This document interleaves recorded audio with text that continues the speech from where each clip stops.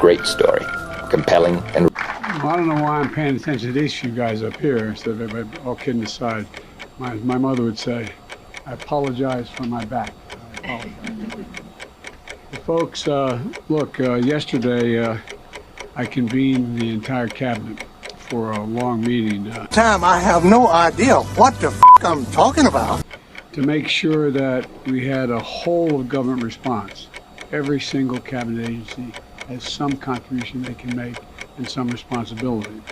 And I'm here at FEMA today. Just a few minutes ago, I received a call from your administrator